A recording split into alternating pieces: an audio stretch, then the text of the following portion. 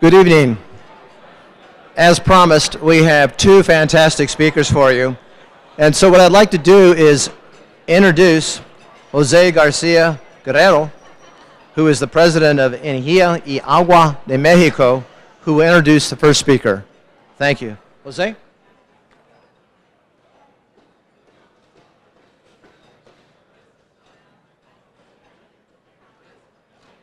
Muchas gracias. Mucho gusto a todos. Es un verdadero honor para mí estar el día de hoy aquí con ustedes para presentar al congresista diputado federal David Perez Tejada. I'm very happy to be here. It's an honor to be here, and I'm going to present Congressman David Perez Tejada. He represents the 62 legislature in Mexico, and he's representing the 7th district. He covers the area of Baja California and covering the cities of Mexicali, Tecate, and Ensenada.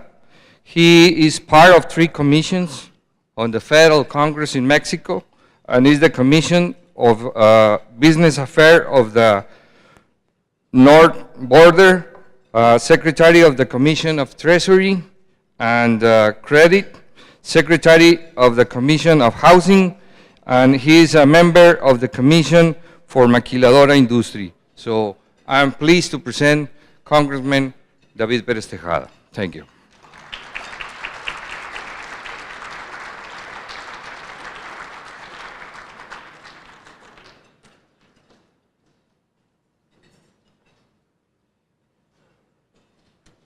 Okay, thank you, Pepe Garcia, who's a longtime friend from Mexicali.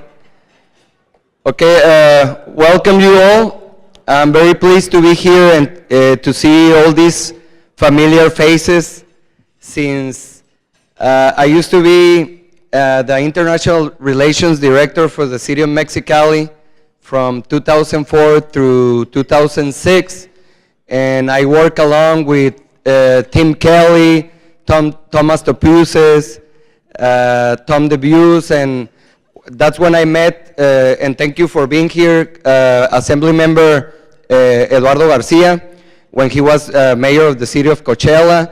And I work along with a lot of communities of Imperial County, the Coachella Valley, of course San Bernardino County, because Mexicali is a sister city with San Bernardino since the 1960s. So we organize binational forums in Mexicali of economic development, sister cities, and we did a lot of work in order to strengthen the relationship between our communities and between our countries. So I'm very happy to be here tonight. Thank you to the IID for sponsoring this dinner. It's a very important attendance. I see a lot of important people in the energy sector of the United States and also from Mexico, from the specifically from the Baja region. I'm gonna go through a presentation that I'm gonna be really brief because I know that today the Pillsbury firm present an introduction of what is the legal framework that was passed by the Mexican Congress. I know that John Magnis, is he still here? John Magnis? Okay, thank you, John. They told me you make a really good presentation about what we passed in our Congress, and let me tell you our experience. I think this is something you want to hear, and some anecdotes of what we went through in order to approve this huge reform for Mexico.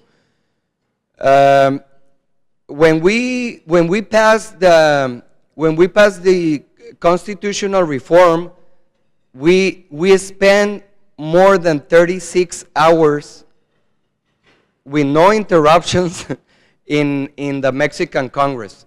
It was a really hard day. I won't forget it in my whole life because it was a really hectic day, a lot of protests from the left parties. It was something, I won't say bloody, but really really hard in order for us, for being only 1 year in office, and a struggle with the left wing in the Mexican Congress. They use in a really bad way the information that we were going to pass in order to confuse the population of Mexico. And it was hard for us when we passed it to get the message out to people in order to inform what we just passed. Because they said foreign companies are going to come to Mexico, and they will exploit our natural resources. They won't pay a single penny. They will take all the revenues. They won't give us any money. No employments are going to be generated, and all this kind of information that was something really hard to us to send out the message and convince the population of Mexico that it was going to be a good thing, and something that it was going to break all these paradigms in Mexico to get into a new step in not only in technology, in investment, in renewable energy, which is this 8th annual forum this summit that you are organizing. So I'm going to get through some slides. I think this is the remote, yes. Well, some of the objectives. I think the number one is the most important for me. And I think Assemblymember Garcia is going to be with me in this point, because we, as representatives of our district, we always want the best things for our constituents. And since I represent more than 500,000 people in my district, it was a hard thing to explain to them. But in Mexicali, and I know there's people here from Mexicali, when I arrive, I say hi to some of them. And in Mexicali was a hard problem for several years, the thing of the problem of the energy bills, mostly electric bills. So one thing that this energy reform was going to improve is the family's economy through the decrease in electric and gas bills. Why? Because if we use clean energies, alternative energies, or renewable energies in order to produce or generate our energy in Mexico, the energy is going to be at a lower cost offered to our citizens. And in that part is going to be a lot of help also for companies, small and medium-sized business, in order to make their products and have their operations going on. Also, investment and employment. I'm going to give you some figures. What the federal government announced is that almost 500,000 jobs are going to be created in this term of Enrique Peña Nieto, which ends in 2018. So in 3 years from now, we are going to create more than 500,000 jobs in Mexico only. And we are going to create 2.5 million jobs until 2025. So this is something really good. Another thing that we passed through our secondary laws is the enforcement of Pemex, which is the oil company in Mexico, and CFE, which is the electric company in Mexico. And what we did is flexibility in decision-making process for better results, and also to guarantee, which was one part that the left parties was criticizing in the federal government, but we enforce the state ownership in oil and gas. What we some kind give away in some way was the exploration and exploitation of our natural resources.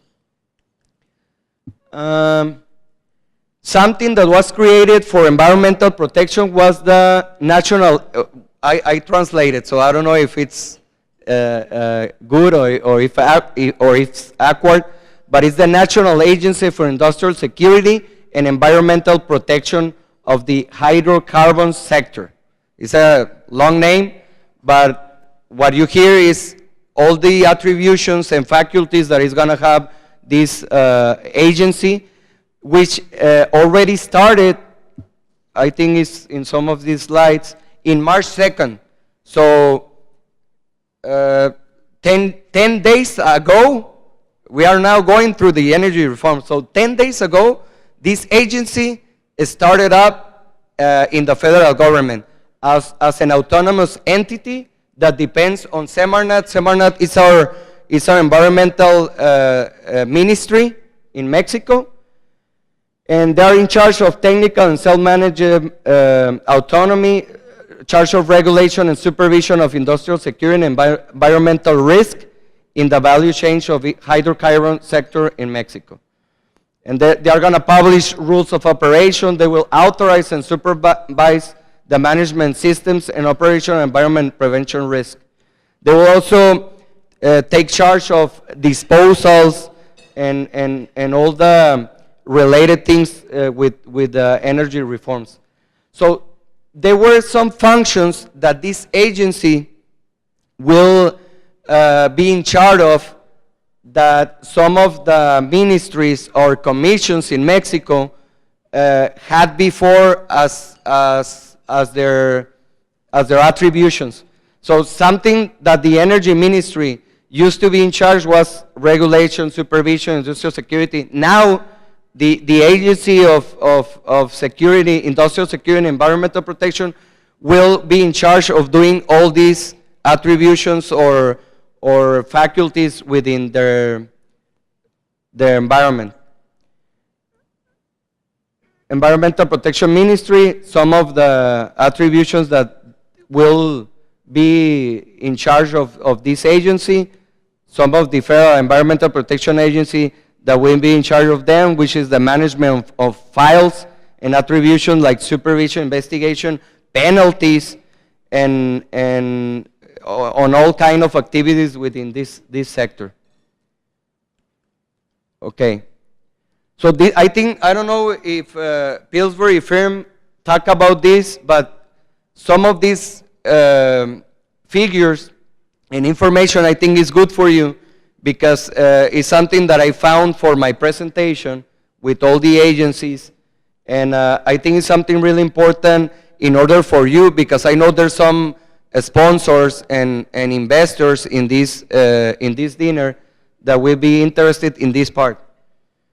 In Mexico, there will be created, well, we will have access to preferential green credits within that financial sector.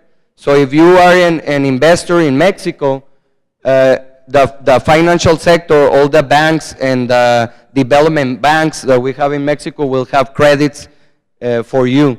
So and I will give you my information. If you want further information on some of these points, I can help you out, since I go 4 days a week to Mexico City, since we have the Mexican Congress over there. It's like Washington, D.C. for us, and that's where we do all the lobbying, and we have all the meetings, and we help out with all the budget for our states or our district or the mayors within our with all the marks. But I think this is really important information that we can further inform you in order to invest in Mexico.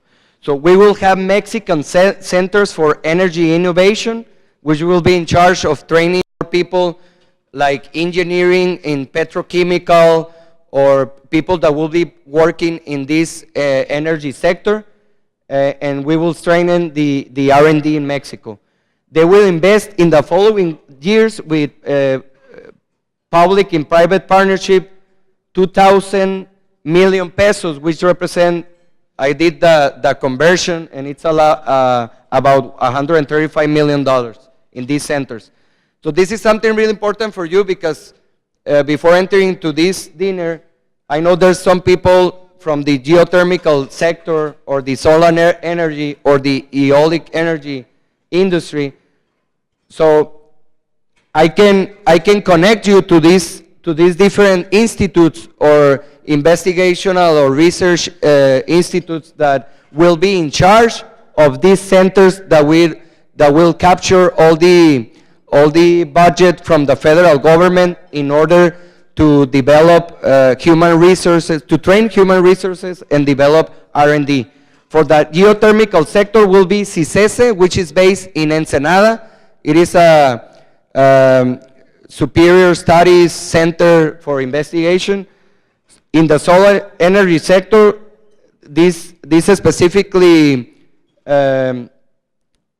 chapter will be led by the Institute of Renewable Energies in UNAM. UNAM is the autonomous university in Mexico City, and the eolic energy sector will be coordinated, well, the centers will be coordinated by the Institute of Electric Research, which depends on CFE. Well, I think this is another thing that is really important for you since there's some investors in these sectors. We created the geothermal law. We didn't have one. And we will have tenders with private enterprises in geothermal zones that right now currently are not allocated by CFE. So we will have, let's say, space or this important opportunity for investment in this area, since the federal government doesn't have the budget to invest in exploration and exploitation, and we can allow people from foreign countries to come and invest in these areas. Also in the eolic sector, we will expedite certificates of clean energies to reduce cost of transaction. And within the fiscal reform, which is something really good for you in order, if you are going to invest in Mexico, there is going to be a special tax for the use of fuels that generate CO2, and also we will have tax deduction either for persons or private industry that use clean energies. And I think these two last slides are really important, the challenges and opportunities in Mexico. Mexico has 253 base electric central base in renewable energies. We will have full development of renewable energy in Mexico. And as an example of countries that right now are working on this is Denmark, Germany, Spain, China, USA, and Italy. In the solar energy sector, we have a potential of growth of 1,000% because we will pass from 59.5 megawatts that are generated only in Mexico by solar energy to 641.9 megawatts until year 2018. So you can see right now the potential that we have in Mexico, and let's say specifically in the Baja region or Mexicali, that we have probably 300 days out of 365 of the year. We have sun, also as Imperial County, that you already have investment. Within my district, which I can recommend you also people to talk to in order to invest, there is plenty of land, there is plenty of resources. In the Rumorosa area, which depends of the Tecate area in the Mexican side, I help out with some permits and licenses, Sempra Energy. I don't know if there's a representative here of Sempra Energy, but I work along with Alejandro Rios, with Ricardo, which are really good friends of mine, and I help them out with some licenses and permits in Mexico City. So I can be a lot of help to you in these 6 months that I'm still in term, in order to help you out to find out in which ways we can fight against this red tape or bureaucracy in Mexico. So there's great opportunity for investment, employment, and economic development. The cost of renewable energies have lowered in 70% in the last 10 years in Mexico. And with this reform, we are allowing new actors in energy generation in this sector. And as I said, we will have electricity, gas, and other energy a lower cost for homes and small businesses. And Mexico has a potential of renewable energy, looking forward 2020, of 50,000 megawatts. That's another important things. And currently in Mexico, 1/3 of the electric energy is produced by the private sector. So you can see that we are changing right now our ways of operating and producing energy within the public sector, in order to give more space to this area. Right there, if you want to take note of my work email, and also Twitter or Facebook, you can contact me through these social medias. And lastly, I wanna thank all the different sponsors, the staff, and all the organizations that participated in organizing this excellent 8th Annual Renewable Energy Summit. As a congressman, one of my attributions is also my responsibility as representative of my constituents, my state, and also being in a binational region. I'm very interested in you in order to invest in Mexico, help you out through all these agencies and federal ministries and offices, in order to get along with all the process that you need to pass through in order to invest and create jobs in Mexico. I think there's a huge opportunity in our country. Sorry for my English if it's not really good, but I think I got along my presentation. And I'll be here a couple of more hours in order to explain you in depth if you have any doubts on the presentation. Really, it was something really hard to pass in Mexico. We did a lot of negotiations with the right party, which is PAN, and also the PRI and the Green Party, which I represent. We are about 2/3 of the Mexican Congress, and we needed all these votes in order to pass the constitutional reform. So I think we did a big step in Mexico.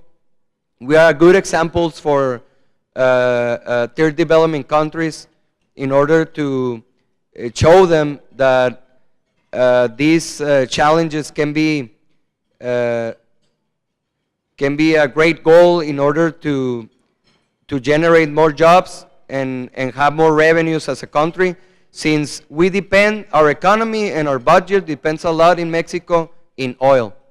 And if we don't have public-private partnerships, and we don't have foreign investment and private investment in these sectors, the Mexican economy is a high risk. So I think we did a big step. I thank President Enrique Peña Nieto and his cabinet for presenting this proposal and initiative to the Mexican Congress, because I think in the next years you will see a big change in Mexico. So I encourage you to invest in our country, and I thank you all for your attention tonight. Thank you very much.